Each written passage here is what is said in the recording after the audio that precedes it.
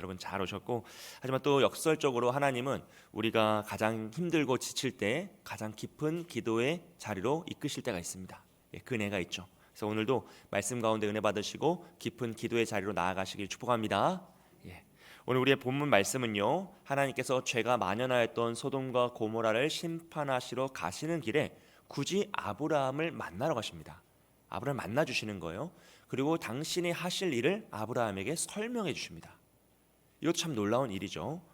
그리고 그와 나눴던 대화 중에 한 장면입니다.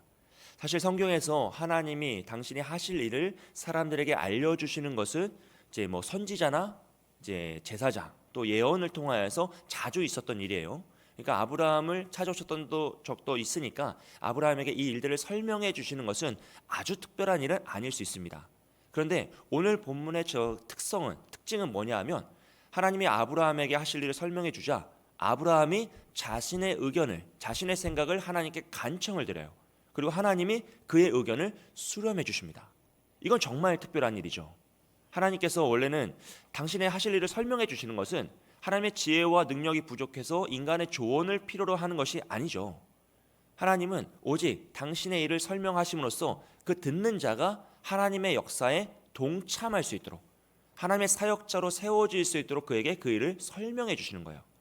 그런데 오늘 아브라함은 하나님의 말씀을 듣고 그 동역자로 설 뿐 아니라 자신의 마음을 하나님께 간청드리고 하나님께서는 그의 마음을 응답하셔서 그의 마음에 그 뜻을 이루어 주시더라라는 그 놀라운 역사가 함께하는 것이죠. 이 대화의 내용은 우리가 너무나 잘 알고 있는 아브라함과 하나님과의 대화입니다. 근데 그 대화를 어떻게 시작하냐면 이렇게 시작하고 있어요. 18장 17절 말씀 함께 읽겠습니다. 여호와께서 이르시되 내가 하려는 것을 아브라함에게 숨기겠느냐. 아멘. 하나님이 아브라함을 얼마나 친밀하게 생각하시는지 그 모습을 보여주는 말씀이죠. 하나님께서 아브라함에게 숨길 것이 아무것도 없다고 말씀하십니다. 그것은 아브라함이 대단한 믿음을 가지고 있어서나 아브라함이 잘한 일을 잘 해내서가 아니라 그가 하나님과 언약을 맺은 관계이기 때문이죠. 하나님은 그에게 복의 근원이 될 거라고 말씀하셨고 그는 그 말씀을 아멘으로 받았습니다. 그러니 어떻게 됩니까? 그는 복의 근원이 되는 청직의 직분을 받은 자예요. 그러니 그 복의 근원이 될 수 있도록 하나님께서 이 세상에 당신이 하실 일을 아브라함에게 설명해 주신 겁니다. 왜냐하면 하나님의 뜻을 알아야 그가 그 뜻을 이루며 복의 근원의 역할을 감당할 수 있기 때문인 거죠. 그래서 하나님께서는 그 언약을 잘 지킬 수 있도록, 그 청지기의 직분을 잘 지킬 수 있도록 그에게 당신의 뜻을 허락하시고 당신이 하실 일들을 다 설명해 주고 계시더라라는 것이죠. 사랑하는 여러분, 그렇다면 오늘 우리도 하나님과 언약을 맺은 사이입니까? 안 맺은 사이입니까? 우리는 다 언약을 맺은 사이예요. 그 사실을 기억하셔야 돼요. 주 예수를 믿으라 그리하면 너와 내 집이 구원을 얻으리라. 영접하는 자, 곧 그 이름을 믿는 자들에게는 하나님의 자녀가 되는 권세를 주셨으니 이 말씀으로 우리는 하나님과 언약을 맺은, 믿음으로 언약을 맺은 사이입니다. 그러므로 우리는 이 말씀을 언약의 표정 삼고 이 말씀, 약속의 말씀을 붙잡고 하나님께 기도하며 나아가는 거예요. 그럴 때 하나님께서는 우리에게 하나님의 뜻을 보여주시는 거죠. 아브라함에게 당신의 뜻을 기쁨으로 다 설명해 주셨던 것처럼 언약을 맺은 우리, 언약 백성인 우리에게도 하나님은 오늘 하나님의 말씀을 통하여 하나님의 뜻을 가르쳐 주시고 하나님이 하고자 하시는 일들을 설명해 주십니다.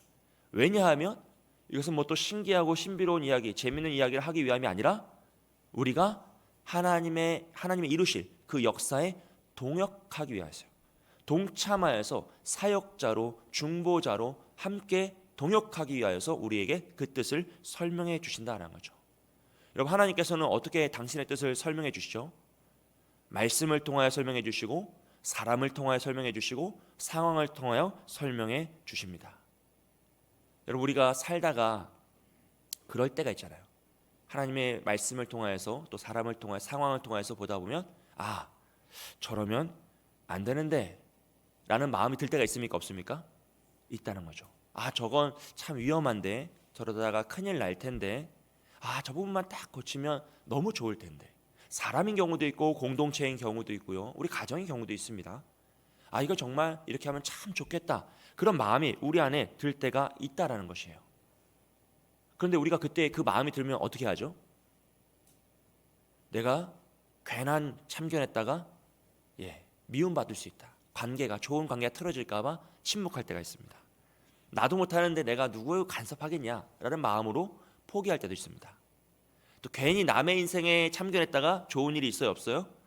예, 괜히 이거 알잖아. 불똥 튀어가지고 괜히 어렵다. 이건 내가 책임질 수 있는 게 아니다라는 마음으로 그냥 묵인하고 넘어갈 때가 있다는 거죠. 심지어 어떻습니까? 내가 오히려 그 문제를 같이 불평할 때도 있어요.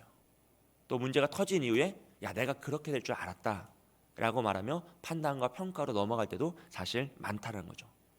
하지만 여러분, 하나님께서 우리에게 그 문제를 보여주시고 그 하나님의 뜻을 보여주시는 이유는요, 우리가 불평하고 판단하고 평가하라고 보여주신 것이 아니라 그 문제를 해결하고 그 문제를 위하여 기도하라고 보여주신 줄 믿습니다. 할렐루야. 여러분, 하나님께서 아브라함에게 그 모든 상황을 설명하신 것은요, 아브라함으로 하여금 불평하고 원망하라고 설명한 것이 아니죠. 오히려 중보하고 동역하라고 그 모든 것을 설명해 준 겁니다. 그때 아브라함은 하나님의 마음을 알았어요. 그리고 자신이 언약을 받은 자로서 그 직분을, 복의 근원이 되는 직분을 감당하기 위해서 하나님께 간청을 드리죠. 그래서 그는 하나님께 기도하면서 중보자로 섭니다. 만약 이때 아브라함이요, 소돔과 고모라를 향해 달려갔다면 그는 이제 사역자로 서는 거죠. 그 일을 해결하기 위해 뛰어드는 자가 되는 거예요. 12제자가 그랬고 수많은 선지자들이 그랬고 바울이 그랬던 것처럼 뛰어드는 거죠. 하지만 그는 이번에는 소돔과 고모라 달려가는 게 아니라 자신의 처소에서 하나님께 간절히 기도함으로써 중보자로 그 역할을 감당하고 있습니다. 하나님 때로는 우리를 중보자로 세우실 때가 있고요, 또 사역자로 달려가게 하실 때가 있어요. 그 역할에 맞춰서 우리는 함께 하나님의 역사에 동역하는 자로 보는 것이죠. 그래서 하나님은 아브라함에게 보여주셨던 것이고 오늘 우리에게도 보여주시는 겁니다. 여러분, 오늘 이 새벽에 하나님께서 우리에게 나타나셔서 말씀하시는 거죠. 너는 이 세상의 이 문제를 어떻게 해결하겠느냐? 너는 너의 가정의 문제를, 너의 교회의 문제를, 너의 이웃들의 문제를 어떻게 해결하겠느냐? 그것을 위하여 달려가겠느냐? 아니면 외면하겠느냐? 아니면 중보하여 기도하겠느냐? 라고 말씀하신다면요, 여러분 뭐라고 답하시겠습니까? 아브라함은 그 질문에 이렇게 답하고 있어요. 우리 18장 25절 말씀 다시 한번 읽어보겠습니다. 함께 읽습니다. 주께서 이같이 하사 의인을 악인과 함께 죽이심은 부당하오며 의인과 악인을 같이 하심도 부당하니이다. 세상을 심판하시는 이가 정의를 행하실 것이 아니니까. 아멘. 지금 아브라함이 하는 기도는요, 아주 감정에 호소하거나 하나님 한 번만 용서하소서, 아니면 자신의 조카 롯이라도 기억해서 꼭 좀 구출해달라고 이런 요구를 하는 것이 아니라 오직 하나님의 성품, 즉 하나님의 공의를 근거, 정의를 근거로 기도하고 있습니다. 이 아브라함의 기도의 논리는 분명한데요, 첫째로는 하나님만이 이 땅의 재판장이심을 인정하죠. 세상을 심판하시는 이가 라고 하면서 하나님의 이 세상의 주관자이심을 선언합니다. 여러분, 이 세상은 우연히 발생한 것도 아니고 우연히 운영되는 것도 아님을 믿습니다. 오직 하나님의 뜻과 섭리에 의해서 운영이 되고 있고요, 이 세상의 결론은 무엇입니까? 반드시 하나님의 심판 앞에 선다는 거예요. 모든 세상은 하나님의 심판 앞에 선다는 것이 성경의 가르침입니다. 그러므로 이 심판하시는 분은 오직 하나님 한 분밖에 없습니다 라는 것을 지금 아브라함이 선언하고 있는 것이죠. 그리고 더 나아가서 두 번째로 하나님은 정의를 이루신다라는 것을 선언해요. 심판하시는 이가 정의를 행하실 것이 아니니까 라고 하면서 하나님의 그 정의로우심, 공의로우신 성품에 의하여서 하나님은 정의를 행하시는 분이십니다 라는 것을 선언하죠. 여러분, 하나님은 공의롭고 정의로우신 줄 믿습니다. 하나님은요, 죄를 죄라고 말씀하세요. 결코 죄를 모른 척하지 않으시고 눈 감지 않으십니다. 그래서 그 정의와 공의를 지키시기 위하여 당신 아들 예수 그리스도를 십자가에 달려 죽게 하실 만큼 하나님은 정의를 반드시 이루어내세요. 그리고 그 기준을 우리에게도 요구하세요. 우리에게도 그 정의로움으로 나아가기를 원하시는 모습이 바로 하나님 아버지의 성품이고 마음이다라는 것이죠. 그런데 더 나아가서 셋째로요, 그러나 하나님은 의인을 사랑하십니다. 의인을 하나님께서 귀히 여기시죠. 그래서 아브라함은 그 의인과 악인을 함께 심판하고자 하시는 하나님의 그 계획은 부당하다라고 말하고 있어요. 그렇게 행하시는 것은 하나님 부당합니다라고 선언합니다. 굉장히 어떤 의미에서 당돌한 표현이고 어떤 의미에서 굉장히 담대한 표현이죠. 지금 아브라함은요, 하나님께 부당하라고 표현했어요. 근데 이 부당함은 하나님 이거 세상의 이치에 맞지 않습니다, 윤리와 도덕에 맞지 않습니다가 아니라 하나님의 성품에 맞지 않습니다라고 선언하는 거예요. 하나님은 정의로우시고 공의로우시고 의인을 귀히 여기시는 분인데 의인과 악인을 함께 심판하시는 지금 이 소돔과 고모라의 심판은 하나님의 성품에 맞지 않습니다. 하나님의 성품을 어긋난 행동입니다라고 하나님께 간청드리는 거죠. 여러분, 오늘 이 아브라함의 기도를 통해서요, 우리는 우리의 기도의 문법을 바꿀 필요가 있다는 것을 깨닫게 돼요. 이게 뭐냐 하면 이게 아다르고 어다른 그 느낌인데 사실 별 차이가 없는 것처럼 느껴져요. 기도의 어순만 좀 바꾸면 되는 것처럼 느껴집니다. 하지만 그 어순을 바꾸고 순서를 바꾸는 것이 기도의 본질을 바꾸고 기도의 방향성을 바꾸는 정말 큰 차이가 나타난다는 것이죠. 우선 우리가 보통 기도할 때 어떻게 기도하죠? 하나님, 제가 이런 상황이 있습니다. 그러니 이것을 해결하여 주옵소서. 하나님, 이 문제가 발생했습니다. 하나님, 나를 불쌍히 여기셔서 이 문제를 해결하여 주옵소서. 하나님, 내가 이런 질병을 얻었사오니 하나님, 나를 치유하여 주옵소서. 하나님, 내 자녀의 인생이 이렇게 어려움을 당하고 있으니 이 문제를 해결하여 주시고 그 자녀의 인생을 지켜달라고, 이렇게 기도하죠. 또 상황이 반전되어서 잘 해결되면 뭐라고 기도합니까? 하나님, 이 문제를 해결해 주심에 너무 감사합니다. 하나님, 치유하여 주심에 너무 감사합니다. 이 상황을 이렇게 순적하게 진행하게 하심에, 아니면 나의 마음을 변화시키셔서 이 상황을 이겨내게 하심에 너무나 감사합니다라고 우리가 기도해요. 여러분, 이 기도는 잘못된 것이 하나도 없습니다. 이 기도는 우리가 해야 되는 기도이고 앞으로도 꾸준히 유지하셔야 될 기도가 맞아요. 하지만 이렇게만 기도하게 되면 우리가 상황이 변하지 않을 때 낙심하고 지칠 수 있다는 거죠. 우리의 기도가 흔들릴 수 있다는 거예요. 왜냐하면 상황이 바뀌지 않고 병이 떠나지 않고 아픔이 내 삶에 여전히 유지될 때, 아무리 기도해도 응답이 없는 것 같을 때 우리의 마음은 지치게 되고, 이게 기도해도 어쩔 수가 없구나, 안 되는 건 안 되는 거구나 라는 그 마음으로 딛게 되는 거죠. 사실 우리의 마음속에 그럴 때가 있지 않습니까? 누구나 다 그런 기도 속에는 한계를 느끼게 됩니다. 그러나 지금 한나의 기도를 통해서 우리가 배웠던 것처럼 하나님은 때로 우리의 길을 인도하셔서 정말 잘 지나가게 하실 때도 있지만 때로는 그 길을 막으실 때도 있다는 거예요. 이게 심판이 아니라 우리의 성장과 성숙을 위하여서 하나님 원하시는 단계로 끌어올리기 위해서 때로는 우리의 인생을 막으실 때가 있다는 것이죠. 그러므로 우리는 이 아브라함의 기도를 통하여서요, 하나님의 성품을 근거로 한 하나님의 그 본질을 붙잡고 하는 그 기도를 배워야 합니다. 아브라함의 기도는요, 상황과 환경, 그 문제를 붙잡고 기도하는 것이 아니라 하나님의 성품을 근거로 기도하고 있어요. 그래서 하나님은 정의로우신 분입니다. 하나님은 그 정의를 행하시는 분입니다. 그런데 이 문제도 당연히 정의롭게 해결하실 줄 믿습니다로 기도하는 거죠. 하나님은 정의로우시기에 죄를 용서하지 않으신 줄 믿습니다. 그래서 이 죄는 반드시 심판받을 줄 믿습니다. 그런데 그 가운데 의인도 있사오니 하나님께서 이 길을 한꺼번에 묶어서 심판하시는 것이 아니라 그 의인을 건지시는 방법을 주님께서 당신의 의로우신 그 정의로우신 방법대로 이루어 가실 줄 믿습니다로 기도하는 거예요. 그러니까 우리가 상황을 근거로 기도하여서 어려움을 해결해 달라고 하는 것이 아니라 아브라함은 하나님의 공의와 정의, 하나님의 그 성품을 붙잡고 성품대로 문제를 해결하실 때 당연히 이 상황과 문제가 해결될 줄 믿습니다라는 정말 어순을 조금만 바꾼 것처럼 느껴지는 그 방법으로 기도하고 있다는 것이죠. 하지만 여러분, 이 차이로 인해서요, 기도의 본질과 지속성이 바뀝니다. 우리가 우리의 문제를 의지하고 기도할 땐 앞서 말씀드린 것처럼 흔들릴 수밖에 없고 지칠 수밖에 없어요. 하지만 하나님을 붙잡고 하나님의 성품을 붙잡고 기도하며 나아갈 때 하나님은 변하지 않으시는 신실하신 하나님이기 때문에 우리의 상황이 변하지 않더라도 우리는 지치지 않을 수 있고 끝까지 나아갈 수 있죠. 왜냐하면 그 신실하신 하나님이 여전히 나를 사랑하시고 우리의 손을 꼭 붙잡아 주시기 때문입니다. 문제가 해결되지 않는 그 순간에도, 내가 좌절하고 낙심하는 그 순간에도 하나님은 여전히 나의 손을 꼭 붙잡고 하나님의 길로 인도해 가시기 때문에 우리는 하나님의 그 성품에 근거하여 기도할 때 더 온전한 믿음으로 끝까지 기도하며 나아갈 수 있노라라는 것을 배우게 되는 것이죠. 여러분, 이것이 영원 불변한 하나님의 그 성품에 근거한 기도의 장점입니다. 바라기는 우리의 기도의 근거가 오직 하나님의 성품으로 변화되시기를 축복합니다. 약속의 말씀, 흔들리지 않는 그 신실하신 하나님만을 붙잡고 기도하시는 저와 여러분이 되시길 축복합니다. 그리고 또 나아가서요, 우리가 아브라함을 통해서 이제 배울 수 있는 것은 그 모범은 거룩한 집요함이에요. 여러분, 아브라함은 소돔과 고모라의 심판을 듣고 하나님께 간절히 기도하죠. 간절히 기도하는 것을 한 번만 기도하고 끝내는 것이 아니라 계속하여서 기도합니다. 어떻게 기도합니까? 하나님, 의인 50명을 찾으면 그 땅을 심판하시겠습니까? 하나님이 심판하지 않으시겠다고 하죠. 그러자 뭐라고 합니까? 그 50명 중에 5명이 부족하면 어떡하시겠습니까?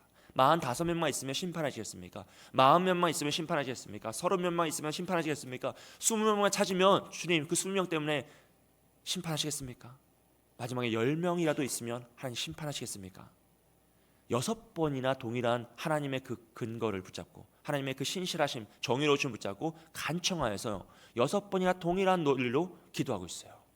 여러분, 이것이 하나님과 어떤 의미에서는 흥정을 보는 것처럼 보일 수도 있습니다. 하지만 성경은요, 이것을 하나님과 거래하고 있다라고 말하지 않고 그가 끈질기게 중보하고 있다라고 설명하죠. 즉 하나님의 그 성품을 의지하여서 하나님 이 문제를 끝까지 해결해 달라고 간절히 붙잡으면서 기도하고 있는 것이에요. 그리고 그때 하나님은 그 아브라함의 간절함을 보시고 자신의 청지기의 직분을, 복의 근원이 되고자 하는 그 직분을 능히 감당하려고 애쓰는 그 간절함을 보시고 그의 기도에 응답하셔서 10명이라는 기준을 세워주시죠. 여러분, 하나님은요 아브라함의 그 마음을 아셨어요. 그리고 아브라함도 하나님의 마음을 압니다. 그러니까 서로 이런 기도를 했을 때 이런 결론에 도달할 수 있는 것이죠. 아브라함은 지금 자신의 욕망을 표현한 게 아니잖아요. 자신이 얻을 걸 하나도 없지만 정말로 간절히 그 소돔과 고모라를 향하여서, 사실 아는 사람도 별로 없죠. 롯 말고는 많은 사람이 있겠습니까? 하지만 그 생명이 죽어가는 것을 안타까운 마음으로 어떻게든 하나님께 구원받게 하려고, 한 영혼이라도 다시 건진받게 하려고 간절히 기도하고 있는 것이죠. 그때 하나님은 아브라함의 기도에 응답하심으로써 그 10명의 기준을 세워주시고 그의 의견을 하나님의 계획 속에 집어넣어 주시더라는 거예요. 정말 놀라운 역사가 일어나는 것이죠. 하지만 여러분 생각해 보십시오. 하나님은 아브라함과 이렇게 대화하실 때 앞으로 일어날 일을 다 알고 계십니까? 모르고 계십니까? 다 알고 계세요. 이게 10명이든 5명이든 2명이든 1명이든 하나님은 하나님의 뜻대로 이 일들이 일어날 것을 다 알고 계십니다. 전지전능의 하나님이 모르실 수 없어요. 그런데 왜 하나님은 굳이 아브라함을 찾아가셔서 이런 설명을 해주시고 아브라함이 이런 간절한 중보자로서 사역을 해내게 하시고 함께 하나님의 사역들을 만들어 가시는 이 과정을 왜 하시냐는 거예요. 이 18장의 내용이 없어도 소돔과 고모라 심판을 받습니다. 있어도 심판을 받습니다. 그런데 하나님은 왜 굳이 이 18장의 내용을 기록하셔서 아브라함을 그 자리로 세워 가시냐는 거죠. 그것은요 소돔과 고모라를 위함이 아니라 아브라함을 위하시는 거예요. 아브라함에게 하나님의 그 역사의 동역자로 세우시고 그가 정말로 중보자로 서서 간절히 기도하게 하시고 함께 하나님과 이 일들을 이루어가게 하심으로써 가장 큰 깨달음을 얻게 하시고 가장 큰 은혜를 받게 하시고 가장 큰 능력을 경험하게 하시는 분이 바로 하나님이시고 그 일들을 경험하는 자가 바로 아브라함이라는 거죠. 어차피 일어날 일인데 그냥 덮고 넘어가자가 아니라 하나님은 그 모든 일들을 통하여서 하나님의 뜻을 이루실 때 우리를 중보자로 세우시고 사역자로 세우길 원하신다는 거예요. 여러분 생각해 보십시오. 우리의 일생 가운데 사실 일들이 얼마나 많이 있습니까? 늘 반복되는 그 일상 가운데 얼마나 많은 이벤트들이 있습니까? 그런데 그때마다 하나님은 우리가 그 모든 일들 가운데 중보자로 서기를 원하신다는 거예요. 누구를 위해서요? 우리를 위해서요. 그 사람과 그 상황이 아니라 나를 위해서요. 우리가 하나님의 말씀 붙잡고 청지기의 직분을 붙잡고 중보하고 기도하고 사역자를 그 가운데 문제가 뛰어들어서 그 모든 우리 눈에 보이고 상황에 보이는 모든 상황들을 하나님의 뜻을 풀어가게 하시려고, 그럴 때 가장 많이 성장하는 것은 우리이고 가장 많이 깨닫는 것은 우리이고 가장 큰 능력을 경험하는 것도 우리이기 때문에 우리를 하나님이 그 사역자로 세우시기 위해서 그 모든 일들에 우리를 동참시키신다는 겁니다.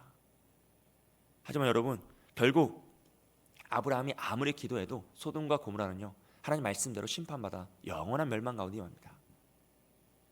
하지만 성경은요 그 소돔과 고모라의 심판을요 멸망으로만 기록하지 않고요 이렇게 설명하고 있습니다. 우리 19장 29절 말씀 다 같이 읽겠습니다.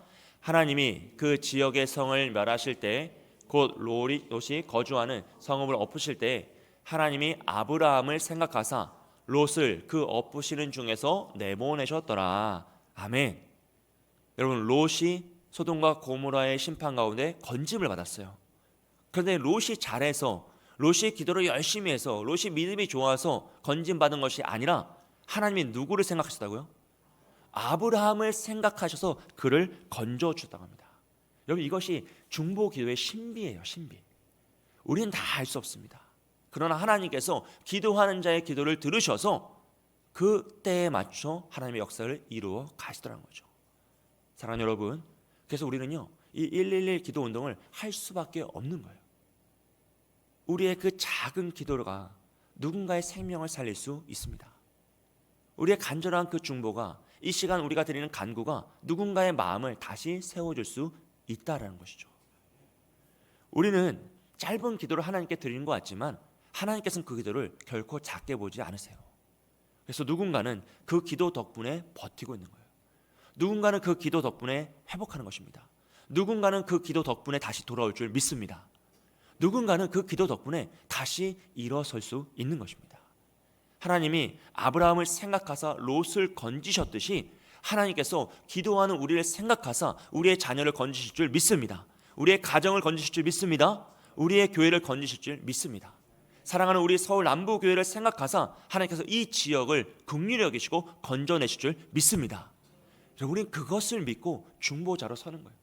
끝까지 버티고 끝까지 하나님을 의지하면서 나아가는 겁니다.